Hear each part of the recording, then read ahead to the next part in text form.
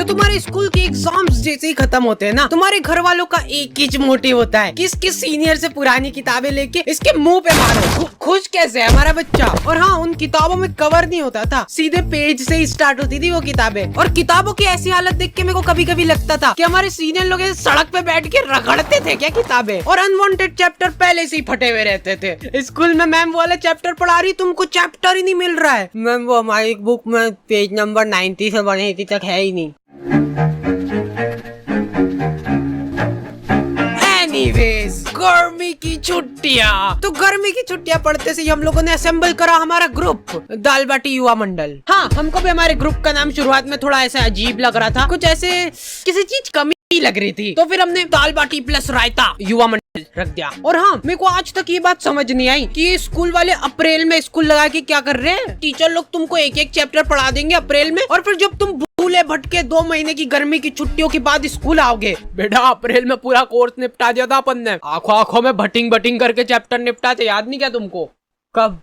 और ये जो गर्मी की छुट्टियों के मजे रहते हैं ना, ये सिर्फ शुरुआत के 5 दिन रहते हैं। उसके बाद तुमको सूझनी पड़ेगी कि करे तो करे क्या। मैं सो के थक जाता था, फिर सो के उठने के बाद मेरे को रेस्ट करना पड़ता था। तो इतनी आलस फैलाने के बाद हम लोगों को ख्याल आया दाल बाटी प्लस रायता युवा मंडल का। अब बात हमारी नहीं रही है, दाल बाटी प्लस रायता युवा मंडल मल्टीप्लाई बाय चूरमा भी कर दे क्या? तो हमारी कॉलोनी में एक बार एक कुत्ते का पिल्ला नाली में गिर गया था। क्या मालूम क्या रो रहा था उसके नाम को। जिन लोगों को नहीं पता है, हमारी कॉलोनी में बहुत ही दयालु लोग रहते थे। ऐसे पूरी कॉलोनी वाले इकट्ठे हो गए नाली के आसपास। वो कुत्ता चिल्लाया जा रहा है और ये लोग हिम्मत नहीं आना, हिम्मत नहीं आना, नहीं मर रहा होगा तो मर जाएगा वो कुत्ता ये सुन के। और कुछ बहुत ही ज्यादा मंद बुद्धि लोग, अरे ये बड़ा वाला बटाबन ऐसे अंदर फेंकते नाली के अंदर तो इससे से प्रेशर दबाव बनेगा और वो पिल्ला ऐसे उचक के बाहर आ जाएगा, है कि नहीं?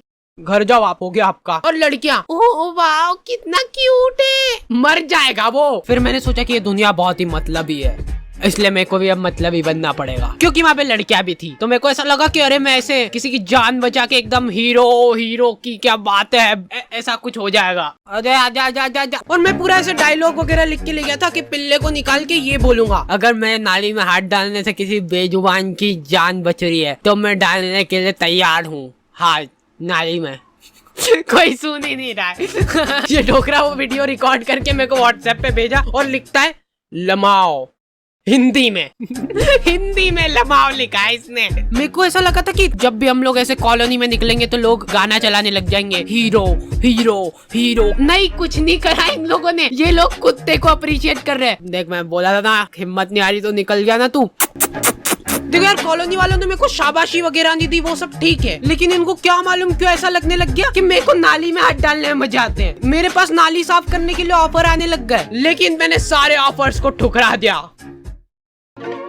जी हाँ, तो फिर से आ चुका हूँ मैं, और आज हम लोग बात करने वाले हैं डुओलिंगो के बारे में। मतलब कि जिसके भी 2 लिंग। तो गर्मी की छुट्टियों में तुम लोग भी फ्री भूखते बैठे ही होंगे, तो इधर उधर दीवालों पे माथा पटकने की जगह तुम लोग सीख सकते हो कुछ काम का। जैसे कि डुओलिंगो में मैं सीख रहा हूँ इंग्लिश। अब आगे का मैं पूरा इंग्लिश में बोलूंगा अगली वीडियो से।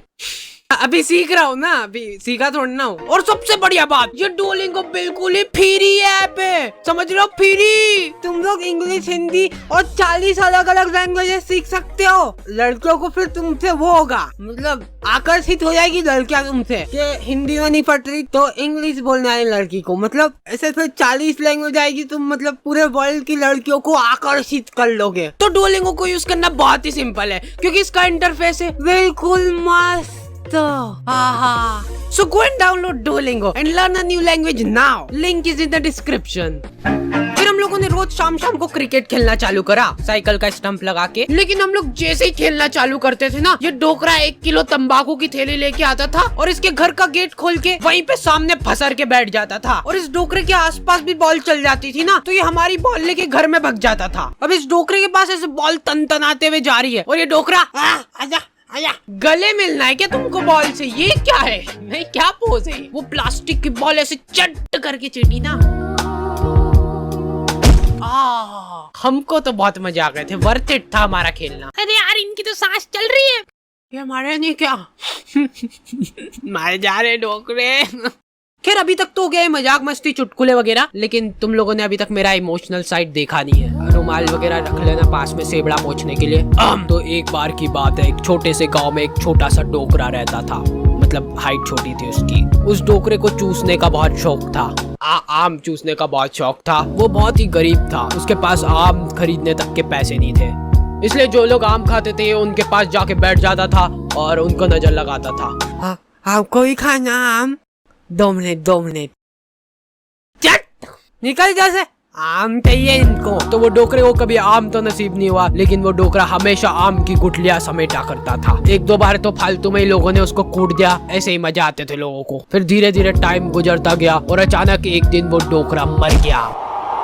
गांव वालों को उसके मरने पे बहुत खुशी हुई, उन्होंने शादी पार्टी का माहौल बना दिया था, एकदम भोभा कर दिया था बिल्कुल। फिर कुछ सालों बाद उनके गांव में ढेर सारे आम के पेड़ उग गए। तब जाके गांव वालों को समझ आया कि वो डोकरा गुठलियों का क्या करता था। सारे गांव वाले बहुत चक्के रह गए। फिर सभी गांव वालों को अपनी गलती का एहसास हुआ और उन्होंने काटो ये सारे पेड़, फालतू उगा के चल गया यहाँ पे, मरते मरते भी ढंग का काम करके नहीं गया। तो मोरल ऑफ द स्टोरी ये है कि पेड़ काटो।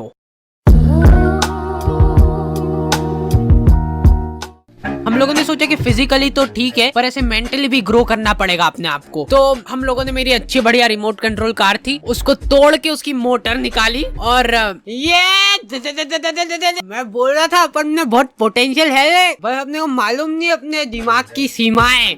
और हमारे इधर एक टोपेश नाम के आदमी की किराने की दुकान थी, ठीक है। तुम 24 घंटे में से कभी भी इसके दुकान के सामने से निकलो, इसके 2 लफंगे दोस्त और ये तीनों का मुंह चलता ही रहेगा। ये तीनों ही खा के सामान खत्म करते थे इसकी दुकान का। नहीं पर उन भाभी को देखना एक बार, गौर से देखना एक बार, उनमें है कुछ अलग बात है उनके चेहरे में, ऐसे देख के हो जाता है। अरे नहीं मैं बता रहा हूँ, आपने अभी उनको बिना मेकअप के देखा नहीं है, लेकिन नेचुरल ब्यूटी भी तो होती है कुछ चीज। भैया ये एक नीम वाले साबुन की टिक्की दे दो। ये लो हाजिर है। भैया ये तो एक्सपायर्ड हो चुका है, देखो। अरे दीदी ये कंपनी वालों से मिसप्रिंट हो गई होगी, बाकी हमको मालूम है ना अभी नहीं हुआ एक्सपायर। ये लो खुश।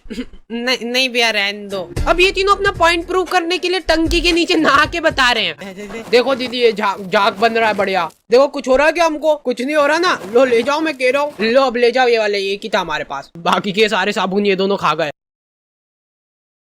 ओके तो दी एंड हो चुका है। और हाँ, इस बार हम लोग बहुत ही स्पेशल